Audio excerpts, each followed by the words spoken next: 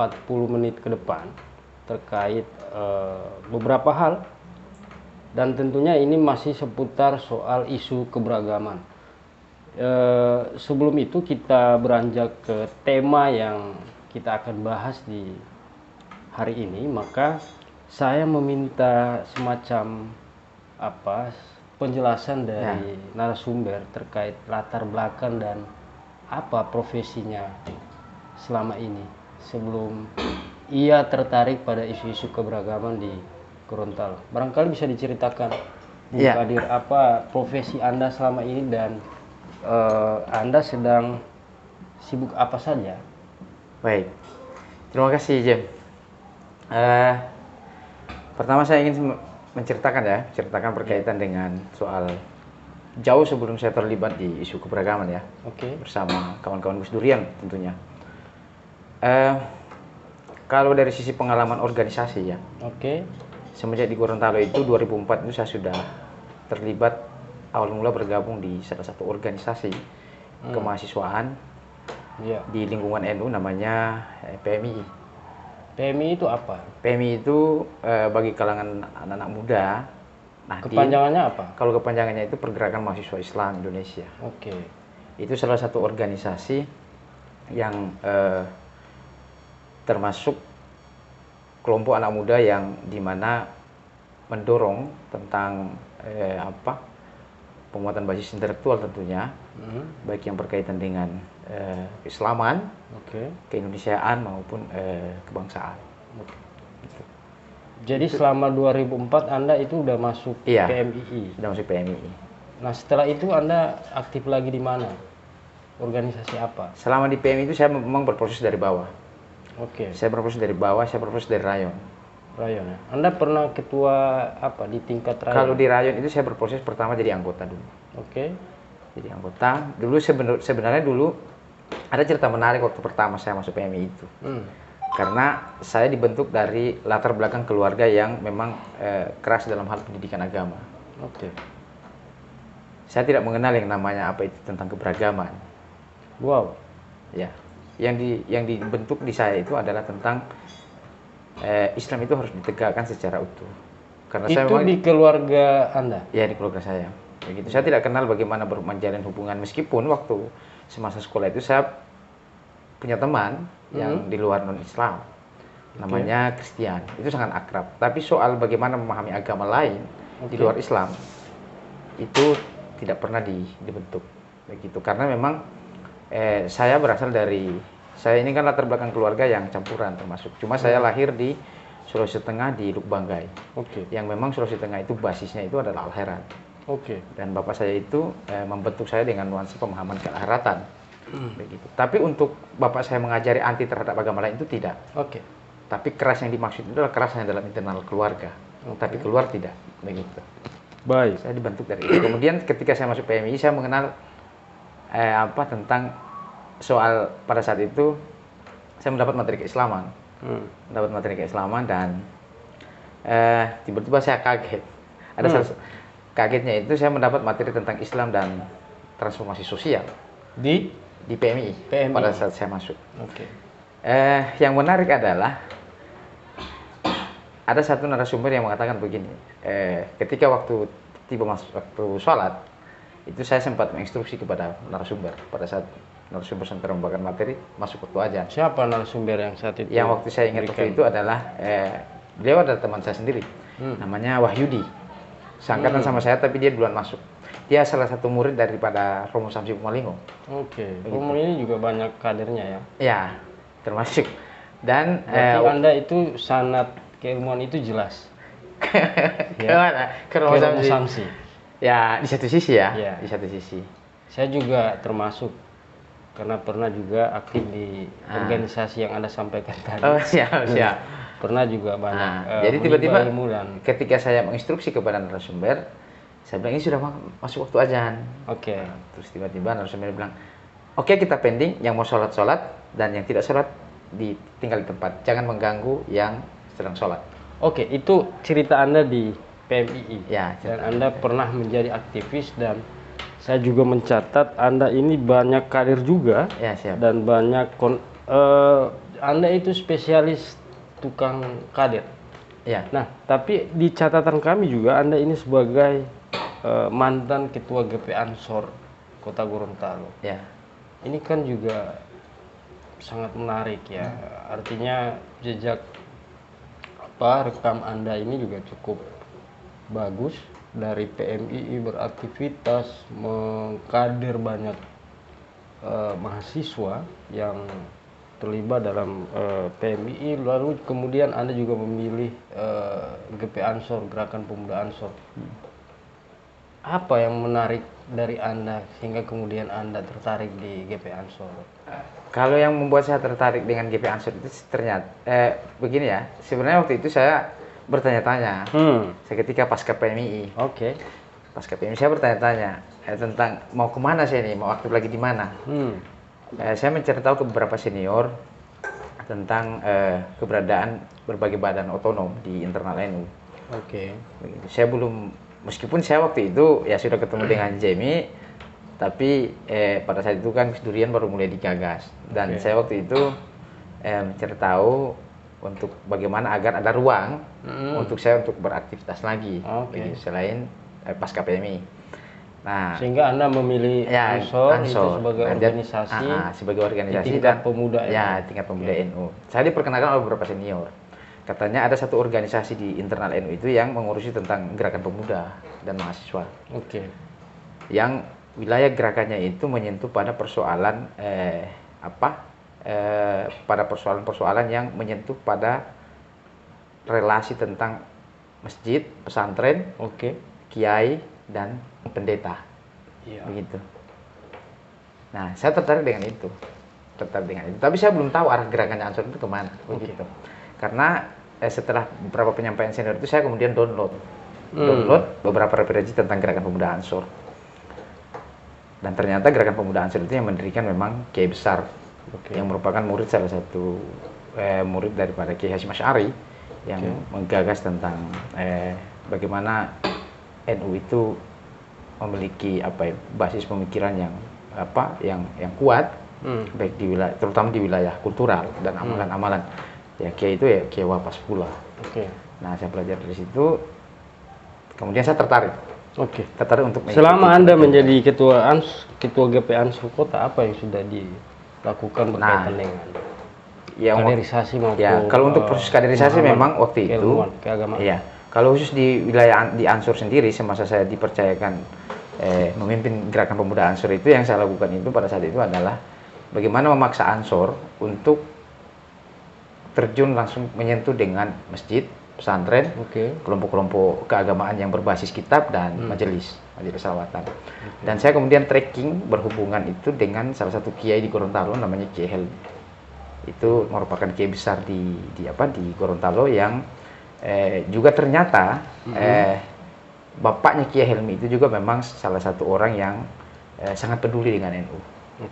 Sangat peduli dengan NU, sangat peduli dengan persoalan keumatan dan beberapa kiai-kiai yang lain. Dan dia menyepakati saya untuk bagaimana agar Ansor itu dikenal di Gorontalo untuk menyikapi tentang terutama persoalan bagaimana Ansor itu bisa memberikan pemahaman berkaitan dengan keindonesiaan, keislaman, agar juga Gorontalo juga aman.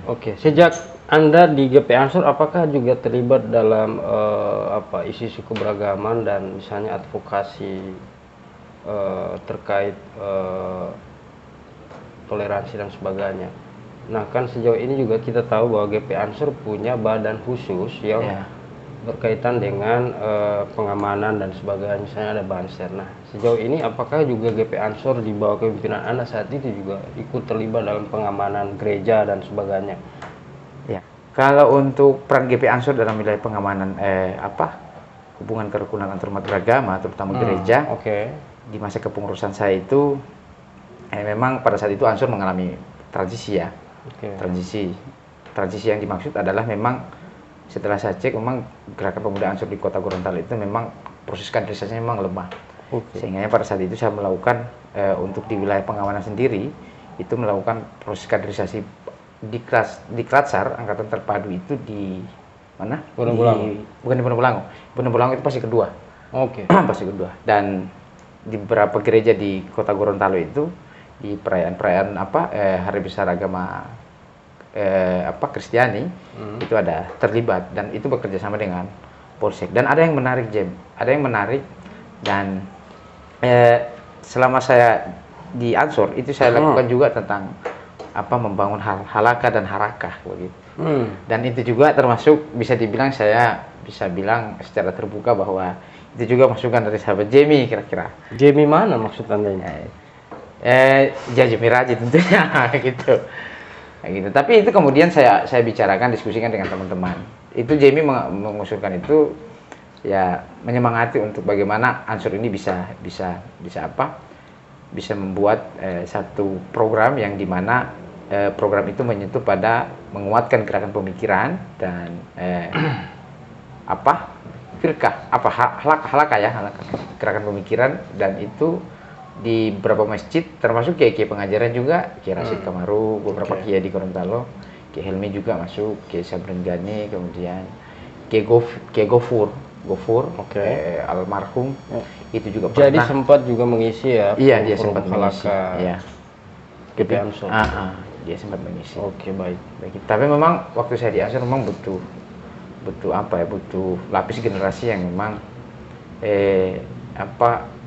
fokus mengurusi kaderisasi. Oke. Begitu, kaderisasi. Baik, Anda ini kan juga banyak terlibat soal isu-isu keberagaman karena Anda juga salah satu penggerak di Gus Durian, Ya. dan banyak pengalaman, banyak menginisiasi forum-forum lintas agama di Gorontalo. Nah, tadi Anda menyampaikan bahwa Anda pernah hidup di keluarga yang keras secara keagamaan, tapi kok tiba-tiba Anda sudah tertarik pada isu-isu keberagaman. Nah, apalagi Anda sudah menjadi bagian dari Gus Durian. Nah, apa yang menurut Anda sangat bangga sehingga kemudian mengambil isu-isu keberagaman menjadi salah satu kerja-kerja baik Anda? Ya. Yang membuat saya sebenarnya dari awal ketika Gus Durian digagas, itu saya sudah tertarik karena Gus Durian itu adalah satu komunitas yang. Sejak kapan Anda tertarik di Gus Durian? Dari 2018. Udah lama ya? Dari 2018. Cuma pada saat itu saya memang waktu itu posisi saya di Ansor. Sebagai ketua Ansor ya? Ya, sebagai ketua Ansor. Dan ketertarikan saya adalah Gus Durian itu satu komunitas. Anda harus jujur ya? Iya, saya harus jujur. Saya jujur. Gak bisa. Ya, saya jujur. Karena memang ketertarikan saya itu adalah soal di Gus Durian itu pertama satu komunitas yang pola persahabatannya, kemudian kerja-kerjanya itu berbasis pada kerja-kerja kultural. Kerja-kerja kultural yang dimaksud adalah kerja-kerja yang melampaui sekat-sekat formalitas dalam sebuah organisasi. Dia lebih mendahulukan substansi dibandingkan dalam tanda petik administrasi. Itu yang membuat saya tertarik. Itu satu. Yang kedua adalah di komunitas Gus Durian itu pola persahabatannya dan pola membangun cara belajarnya, cara berpengetahuannya, cara berdiskusinya itu tidak mengenal yang namanya senior dan junior. Itu tidak ada. Tapi bagaimana tumbuh bersama. Kemudian di Gus Durian itu juga fokus gerakan isunya terarah begitu. Misalnya kita menggarap isu keberagaman, itu ada ruangnya. Menggarap tentang advokasi itu ada ruangnya. Menggarap tentang isu lain itu ada ruangnya. Dan itu kemudian diseriusi. Mau 2-3 orang itu dilaksanakan. Dan juga saya baca referensi tentang Gus Dur. Tentang Gus Dur ketika mulai saya tertarik dengan Gus Durian, ya karena itu tadi. Saya baca referensi tentang Gus Dur bahwa memang Gus Dur ini dari semua spektrum pengetahuannya itu tidak pernah tercerabut dari identitasnya dia sebagai santri. Itu yang membuat saya tertarik. Di satu sisi dia bisa menjadi kiai, di satu sisi dia bergaul dengan agama-agama lain, di satu sisi dia juga bisa menjadi seniman dan budayawan. Dan yang lebih menarik lagi ternyata jejak-jejak Gus Dur di Gorontalo itu ada. Dan saya temui langsung baik yang muridnya, yang simpatisannya, dan ada salah satu orang, dia sudah almarhum, namanya Deka Usman. Deka Usman ini salah satu tokoh adat di Gorontalo. Tahan dulu. Tapi yang saya ingin lebih gali lebih dalam soal ketertarikan Anda soal isu keberagaman. Anda banyak tadi lagi-lagi Anda banyak menginisiasi forum dan banyak terlibat dalam isu keberagaman. Adakah cerita atau pengalaman Anda saat misalnya menginisiasi forum atau banyak berinteraksi langsung dengan para tokoh-tokoh lintas agama di Gorontalo? Kalau menginisiasi forum untuk sebelum menginisiasi forum untuk pertama berhubungan dengan tokoh-tokoh lintas agama di Gorontalo, itu awal ketika saya bergabung di Gus Durian memang saya sudah membangun itu. Saya sudah membangun itu. Apa pengalaman Anda atau cerita yang bisa dibagikan ke pemirsa netizen agar juga pemirsa juga bisa tahu ternyata bergaul dengan tokoh-tokoh lintas agama itu menarik atau gimana? Ada pengalaman nggak seperti itu? Interaksi Anda langsung dengan para tokoh-tokoh lintas agama, lalu adakah tidak misalnya pengalaman yang menarik, ada cerita yang menarik dari teman-teman lintas agama terkait bagaimana kemudian kita memperkuat sinergitas, jejaring, kerja-kerja keberagaman di Gorontalo? Ada nggak? Iya, ada pengalaman. Itu salah satunya Pendeta Rudi. Pak Pendeta Rudi. Dari Protestan. Protestan. Ya, Protestan. Pendeta Rudi.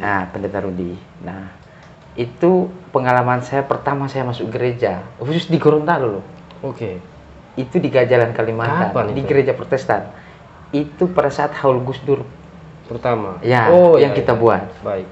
Yang direstui oleh itu pernah dikecam oleh dikecam orang-orang NU saat teman-teman Anda menginisiasi haul Gus Dur di gereja, itu lalu pengalaman pertama hujat habis-habisan oleh warga NU gitu ya. Ya, saya juga tidak tahu ya. Ya, mungkin karena orang tua ya. Di sisi lain mereka peduli, tapi di sisi lain sebenarnya tidak perlu marah-marah kan? Orang tua tidak perlu marah-marah, dipanggil baik-baik. Justru pendekatannya kalau dipanggil baik-baik itu, mari terus berdialog. Karena di keluarga saya itu kan, saya di keluarga saya itu saya dibentuk dengan cara ketika ada masalah didialogkan. Apakah keluarga Anda melarang Anda sejauh ini? Gereja? Sejauh ini nggak ada. Nggak ada. Oke. Sip. Dilanjutkan tadi. Jadi itu pengalaman saya, Jamie. Jadi pengalaman saya itu pertama kali masuk gereja loh. Pertama kali masuk gereja, dan saya tidak ungkapkan ke teman-teman lain. Ada perasaan lain pertama ketika saya masuk gereja itu. Tapi saya justru bertanya-tanya. Ternyata tidak ada masalah. Itu cuma sugesti dari dalam dirinya orang sebenarnya. Dalam diri kita sendiri. Itu problemnya bukan di luar, tapi di diri. Begitu. Itu kan mental dari dalam yang kemudian mensugesti untuk membangun sebuah cara pandang asumsi yang bahwa terus belum ke sana, coba ke sana dulu. Bagaimana mau tahu yang di sana? Jadi asumsi ini harus diuji dulu. Ya, diuji. Makanya ketakutan tadi itu ketika saya masuk gereja tidak ada masalah apa-apa. Voice yang masuk. Yang asumsinya terang itu, jangan sampai tiba-tiba orang lihat, tiba-tiba teman lihat. Padahal itu cuma bawaan dari diri sendiri, yang kemudian itu kita jadikan sebagai satu pegangan untuk menjustis orang. Padahal itu saya uji pada saat masuk gereja. Bahwa masuk gereja belum tentu iman kita juga. Tidak ada. Itu bukan perkara iman ternyata. Tapi perkara ketakutan dalam diri itu harus dilawan. Begitu. Itu seperti yang tadi yang Jamie bilang tadi, itu soal asumsi. Nah, jadi asumsi dasar itu yang kemudian mengkonstruk pikiran pikiran kita, yang kemudian itu di mana konstruk itu kemudian kita jadikan sebagai satu perspektif untuk melihat orang. Nah, itu salahnya di situ. Begitu. Jadi ketika saya masuk, tiba-tiba Pak Pendeta Rudi, pas sudah selesai kegiatan, Pak Pendeta Rudi bilang, Dir, gimana? Saya bilang, bagus di sini kegiatannya bagus. Nggak apa-apa ini. Saya bilang, ya nggak apa-apa. Nggak jadi masalah. Meskipun memang Pak Rudi itu memang dosen di salah satu UNG yang sudah kenal dekat, tapi untuk masuk ke rumah ibadah itu, baru kali itu. Wow. Dari situ saya langsung akrab dengan Pak Rudi. Dan tidak takut lagi masuk gereja? Nggak ada masalah. Sampai sekarang nggak ada masalah. Ternyata bukan perkara iman loh. Perkaranya itu ada di dirimu. Yang Anda berani nggak atau tidak? Begitu. Jadi asumsi-asumsi negatif itu memang bahaya. Dan selama ini Anda mondar-mandir masuk gereja kan masih Islam juga kan? Iya, jadi perkara iman itu perkara rahasia. Gitu. Gitu. Kalau Gus Dur bilang ya, kalau ada yang kafirkan dan sebagainya, kan kita tinggal syahadat lagi. Oke, Bang Kadir, ini menarik sekali. Semakin lama semakin menarik perbincangan kita di podcast hari ini. Nah, Bang Kadir, ini saya ingin bertanya lagi soal Anda ini kan juga salah satu peserta atau salah satu alumni workshop peningkatan Ya, kapasitas siap. pemuda keberagaman Gus Durian yang kemarin digelar oleh jaringan Gus Durian Ya, siap. di Depok. Depok. Apa yang bisa diceritakan dari pengalaman Anda mengikuti workshop? Karena pasti juga ada banyak pengalaman yang menarik yang bisa diceritakan terkait perjumpaan-perjumpaan Anda di forum itu, dan barangkali juga ada hal yang menginspirasi Anda sehingga kemudian itu akan menjadi salah satu hal yang bisa dilakukan nanti setelah ikut workshop ini. Misalnya akan ada advokasi atau akan ada hal yang ingin diinisiasi di Gorontalo. Nah, kira-kira bisa diceritakan. Ya, baik. Pengalaman waktu di Depok itu, Oke. secara praksis ya, secara praksis. Ada beberapa hal yang menjadi catatan saya ketika saya mengikuti itu. Oke. Pertama, saya bertemu dengan kawan-kawan yang dari berbagai daerah. Oke. Kawan-kawan dari berbagai daerah, dan saya berkenalan dengan beberapa kawan yang dari non-Islam. Beberapa kawan dari non-Islam. Ada namanya Widya, ada namanya Widya itu dari mana dia? dari Buddha. Oh, dari Buddha. Kemudian ada lagi namanya siapa? Siapa namanya? Saya lupa namanya itu. Kay namanya. Nah, Iya. pengalaman pertama itu kita diajarkan untuk bagaimana tidak membangun sekat antara agama. Oke. Bagaimana kita disolidkan. Karena itu kita dibagi dua kelas. Saya masuk kelas B saya waktu itu. Kelas A kalau tidak salah, saya kelas A. Kita dibagi untuk pertama itu kita saling nama dulu, Saling ya, memperkenalkan diri ya. memperkenalkan diri. Kemudian setelah itu pengalaman yang menarik yang saya dapatkan juga di sana tentang bagaimana memahami teori U itu. Teori U. Nah, saya orang yang pertama kalau bicara tentang pengalaman saya ini kan dibentuk dengan Orang pertama maksudnya gimana? ya, maksudnya Orang pertama yang baru mengenal Ya, teori baru- itu atau gimana? orang yang pertama baru terlibat di kegiatan seperti itu. Oke. Begitu. Selama bergus durian. Ya, selama Gus Durian. Nah, pengalaman pertama adalah ternyata Gus Durian ini memang besar. Iya. Ini jujur atau gimana? Jujur. Jujur ya. Karena kalau mau dipetakan dari sisi usia, hanya ada berapa orang. Jangan sampai Anda berlebihan menilai Gus Durian. enggak lah. Oke. Itu kenyataan yang Lanjut, saya Bang. lihat gitu. Siap. Jadi kenyataan yang saya lihat itu adalah ternyata Gus Durian itu besar. Kemudian Gus Durian itu merupakan kita di situ diajarkan untuk bagaimana jujur terhadap diri sendiri, menggali pengalaman hidup, menggali pengalaman itu berkaitan bersentuhan dengan yang paling resisten itu adalah tentang pengalaman tentang berhubungan dengan agama-agama lain. Oke. Kayak gitu. Jadi sekat itu dihilangkan di situ, kita diajarkan itu. Kemudian forumnya juga sangat bersahabat, sangat bersahabat forumnya. Nah, teori berkaitan dengan teori U tadi itu. Nah, teori U itu yang saya pahami ya, Iya. teori U itu kan pertama menggali permasalahan. Misalnya ketika kita menemukan sebuah permasalahan, Mengidentifikasi. ya mengidentifikasi. Misalnya ketika ada masalah itu kita identifikasi. Oke. Setelah kita identifikasi, kemudian dicari struktur penyebabnya. Struktur penyebab, kemudian dicari tentang pola dan trennya. Kemudian pola dan tren itu tentu berkaitan dengan struktur penyebab juga. Kemudian struktur penyebab sampai membentuk pola dan tren, kemudian mental model. Oke. Itu diajar kita di sana. Ada satu kasus ya, soal berkaitan dengan kasus pendirian rumah ibadah. Hmm. Nah, kasus pendirian rumah ibadah itu ternyata kan ada beberapa kawan yang pada saat itu menceritakan tentang kasus pendirian rumah ibadah, terutama agama Hindu. Agama Hindu. Dia ceritakan soal itu, kemudian itu lewat narasumber Mas Jai waktu itu mempraktekkan bagaimana penyelesaian dalam hal mengatasi soal kasus pendirian rumah ibadah. Ternyata memang kalau saya lihat waktu itu harus semua pihak yang diundang. Persoalan pendirian rumah ibadah itu sebenarnya bisa, cuma kan problemnya di struktural. Tapi sebenarnya itu problem struktural itu tidak menjadi kendala kalau memang Gus Durian mampu membangun dengan semua jejaring. Oke. Karena yang didebatkan di situ selain pemerintah, ada pers, ada tokoh agama. Tokoh agama itu semua agama. Oke. Ini ada berapa peserta semua yang hadir?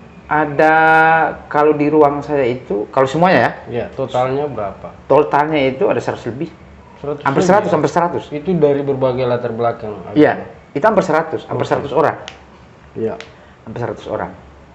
Dan selama 3 hari di sana itu, saya banyak berdiskusi dengan penasaran karena Widya itu menceritakan kasusnya. Ternyata selain kasus pendirian rumah ibadah, ada teman yang menceritakan tentang pengalamannya dia berkaitan dengan hidup di sebuah keluarga yang memang kemudian mendapat semacam, kalau dibilang dibilang penekanan ya. Bisa juga dibilang diskriminasi karena dia hidup di satu keluarga yang kemudian mengasingkan dia dari orang tuanya, dan dia itu sendiri mendapat penekanan secara pribadi. Ada kekerasan verbal atau apa? Tidak ada kekerasan verbal. Cuma memang dia bisa dibilang bentuk penekanan itu dia diasingkan dari keluarga. Dalam hal ini adalah ibu. Kenapa dia diasingkan? Ya berbeda agama. Karena beragama dengan orang tuanya. Iya. Orang tuanya beragama. Orang tuanya beragama Islam. Dan bapaknya agama Buddha. Dan dia anaknya agama Buddha. Pertama satu keluarga. Kemudian tiba-tiba problemnya itu dua. Satu problem ekonomi, yang kedua adalah problem soal berbeda keyakinan. Tapi yang paling kencang itu adalah soal perbedaan keyakinan, sampai kemudian orang tuanya pisah, kemudian dia dari umur 7 tahun loh, yang belum tahu apa-apa, yang masih butuh bimbingan orang tua. Sementara ibunya ini adalah muslim yang bisa dibilang muslim yang taat beribadah, rajin beribadah. Tapi kemudian Widya ini mendapat penekanan dalam hal ketika dia bersekolah, itu kemudian dia dipaksa harus pakai kudung, harus baca Al-Quran, gitu. Dan itu saya sudah muat dalam tulisan. Dan juga Jamie, kasus seperti itu baru saya temui di sana loh. Saya temui di sana. Jadi cerita-cerita ini banyak yang Anda temui, ada banyak peserta atau teman saat ikut forum itu menceritakan kisah mereka. Ini pengalaman yang sangat menarik buat Anda. Dan Anda sudah tulis dalam sebuah tulisan. Dan di forum saya itu, di kelas saya, di kelas A, dari semua cerita yang menarik, cuma ceritanya Kay sama Widya ini yang membuat orang sedih. Oke, dari cerita dua rekan Anda di forum berkaitan dengan masalah yang mereka hadapi. Misalnya tadi Widya mengalami semacam ketidakadilan oleh ibunya saat sekolah, dan Kay juga dengan masalahnya yang sama juga. Apa yang kira-kira Anda bisa sampaikan ke publik atau ke pemirsa di manapun Anda berada yang sedang menonton ini, sehingga perilaku yang dilakukan oleh ibunya terhadap Widya itu tidak terulang. Begitu juga sama Kay. Itu gimana menurut Anda? Iya, baik. Berangkat dari pengalaman itu tadi ya, pengalaman saya ketemu sama Widya dengan Kay. Pertama, secara pribadi saya merasa prihatin tentu kan. Prihatin. Tapi kan juga Anda juga harus menyampaikan bahwa gimana agar masalah yang dihadapi oleh keluarga Widya dan Kay itu tidak terulang. Itu gimana menurut Anda? Apa yang harus dilakukan oleh ibunya atau orang tua Kay juga? Begini ya, Jim. Berkaitan dengan pengalaman itu, sesungguhnya kalau bicara persoalan keyakinan ya, saya kebetulan ngajar di pesantren ya. Kebetulan ngajar di salah satu pesantren di Gorontalo. eh, kalau bicara persoalan keyakinan itu persoalan ke dalam, artinya persoalan pribadi kita dengan Tuhan.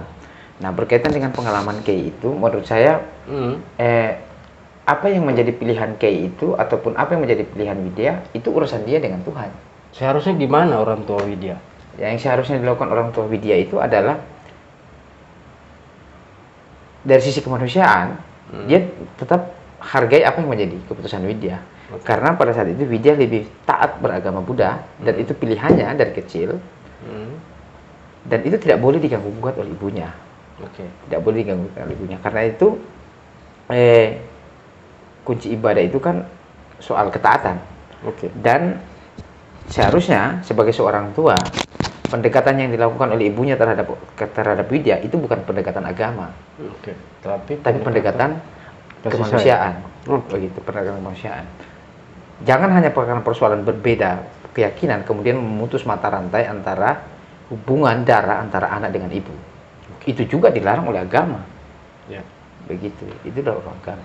Oke, Bang Kadir, menarik tadi cerita yang pengalaman Anda mengikuti workshop Gus Durian di Depok dan sebagainya. Tapi saya juga ingin bertanya lagi soal tadi Anda jelas sudah banyak pengalaman dan menginisiasi forum-forum lintas agama di Gorontalo.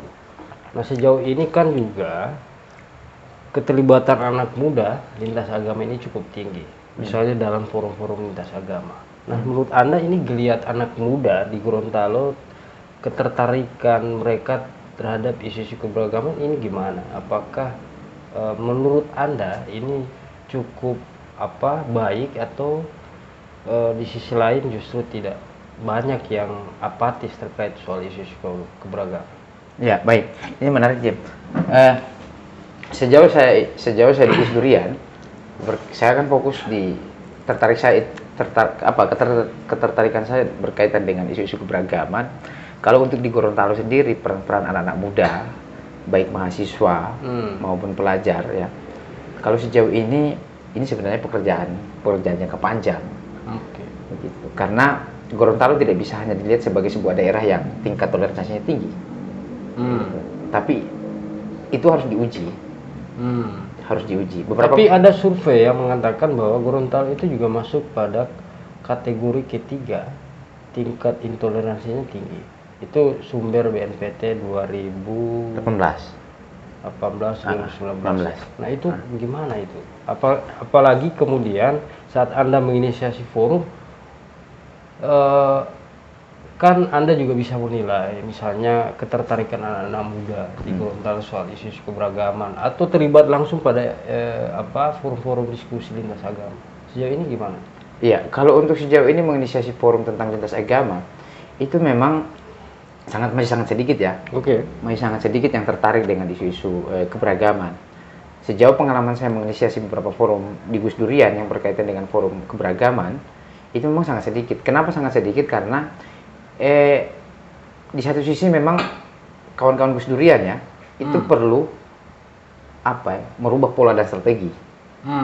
Apa sejauh ini menurut Anda strategi Gus Durian ini belum pas?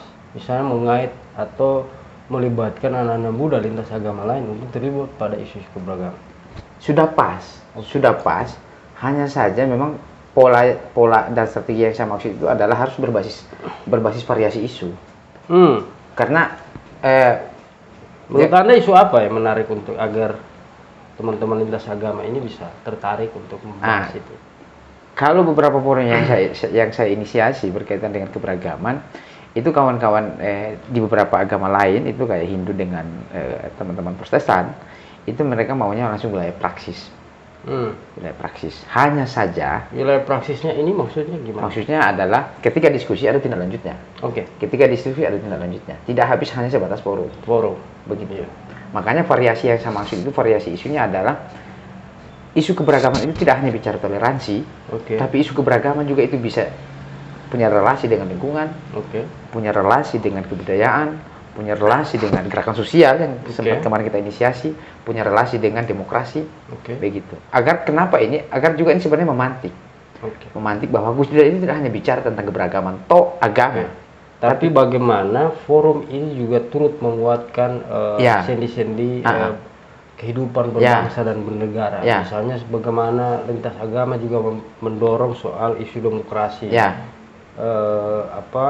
Selain demokrasi juga isu-isu lingkungan, Ya. sosial, dan kebudayaan lainnya. Nah, makanya kemarin saya buat di Masjid Ahmadiyah, Oke. Forum Demokrasi dan Gerakan Sosial, itu sebenarnya untuk memantik. Ternyata banyak yang datang, Jem. Banyak yang datang. Banyak yang datang. Wow.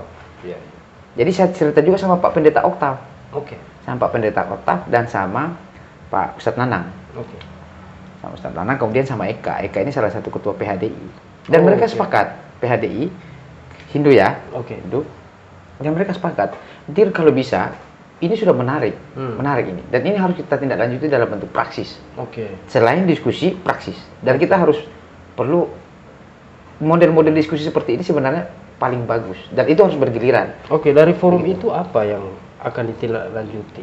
Nah, Misalnya ada hal yang aksi apa yang nanti akan dilakukan?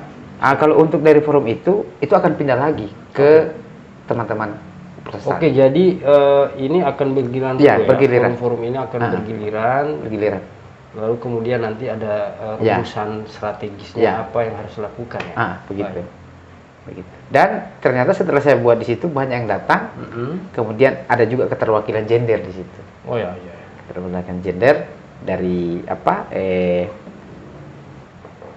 waktu itu ada elemen D, kemudian ada IMM dan PMI.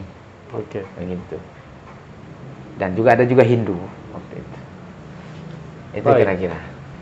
Menarik sekali. Jadi saya pikir untuk kerja-kerja keberagaman ini memang kerja-kerja jangka panjang dan harus memang diseriusi. Baik, tadi Anda mengatakan bahwa minat anak muda di Gorontalo terhadap isu-isu keberagaman itu cukup minim ya, sedikit.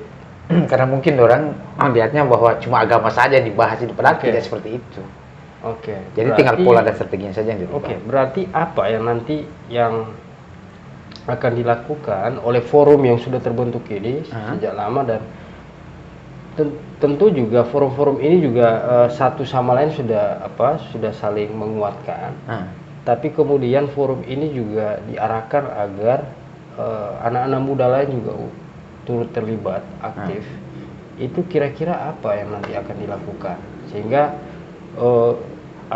ketertarikan anak muda di Gorontalo itu lebih banyak berkaitan dengan isu keberagaman. Kan tadi Anda sudah menyampaikan bahwa ketertarikan anak muda di Gorontalo sedikit. Nah, apa yang kira-kira yang sudah direncanakan oleh forum ini, forum lintas agama ini, agar keterlibatan anak-anak muda ini bisa lebih tinggi terhadap isu ini? Ya, baik. Hasil diskusi kita malam itu adalah soal kayak teman-teman Protestan itu mengusulkan begini. Kan setiap yang datang ini biasanya kalau dari agama lain itu kayak teman-teman Protestan itu kan hanya sedikit, 2-3 orang. Nah, terus saya tawarkan ke mereka bahwa bisa tidak kawan-kawan yang dari teman-teman Kristen Protestan itu membuat satu kajian, misalnya kajian tentang lingkungan, tapi perspektif pendekatan dari agama Kristiani, begitu. Dan ini juga saya sudah cerita sama salah satu kiai sebenarnya. Oke. Ini kenapa saya cerita sama salah satu kiai agar didukung ini penguatan tentang keberagaman di Gorontalo. Jadi Anda nanti akan banyak menginisiasi banyak forum lintas agama, tapi dengan berbagai isu yang akan dibahas. Dan 2 kiai sudah mendukung. Oke. Saya cerita ke Kiai Muhyiddin sama Kiai Helmi. Dan mereka mendukung secara personal. Oke. Dan mereka akan terlibat dalam forum-forum ya, lintas jadi agama. forum-forum yang saya buat itu mereka dukung. Bahkan saya bilang saya sudah dekat dengan beberapa pendeta. Tinggal bagaimana ini dipertemukan dengan para kiai. Dan mereka sepakat. Wah, luar biasa ini. Mereka sepakat, Jam. Iya. Itu saya cerita langsung sama Kiai Muhyiddin dan sama Kiai Helmi. Oh, gak itu Kadir, bagus sekali itu. Begitu. Agar kita juga bisa tahu sejauh mana pandangan dari pendeta tentang tentu silaturahmi. Tapi isu yang dibahas bukan soal isu agama, tapi isu lain. Lebih kebangsaan. Ya, kebangsaan. Begitu. Dan itu Kiai Helmi sepakat. Dan dia akan mendukung dan akan hadir ketika ada forum itu. Baik. dia akan hadir. Tinggal dia bilang, ya tinggal dibuat saja. Dan selama ini apa yang dilakukan oleh teman-teman Gus Durian terkait dengan forum-forum keberagaman, itu sangat didukung. Oke, baik Mas Kadir atau Bang Kadir. Kita sudah 40 menit ya, 40 menit, dan artinya kita dibatasi oleh waktu. Oh, siap. Sebenarnya ada banyak hal ini yang saya akan tanyakan berkaitan Siap. dengan soal gimana geliat anak muda di Gorontalo berkaitan dengan isu-isu keberagaman. Ini mungkin kerja jangka Tentu panjang. kita akan ketemu di lain kesempatan dan mungkin juga di isu-isu yang berbeda atau tema yang berbeda. Ya barangkali sedikit ya, closing statement mungkin 1-2 menit ya berkaitan dengan obrolan kita di hari ini. Ya. Apa kira-kira harapan dan Saya berharap untuk kawan-kawan di Gorontalo ya, kawan-kawan anak muda, agar mari sama-sama tolong jaga ini Gorontalo. Oke. Mari sama-sama tolong jaga ini Mari Gorontalo. orang jaga Gorontalo. Itu menarik ya. Mari tolong jaga Gorontalo karena Gorontalo adalah rumah kita bersama. ya, Gorontalo itu tempat belajar, Gorontalo itu rumah kita bersama. Gorontalo itu adalah satu wilayah yang merangkul orang semua, begitu. Bahkan bukan cuma umat Islam ya, tapi juga agama-agama lain juga ikut berperan menjaga Gorontalo. Jadi sikat-sikat agama itu kalau perlu tidak usahlah menjadi perdebatan. Iya. Mari sama-sama dengarkan dulu, kenali dulu. Saya sudah merasakan itu.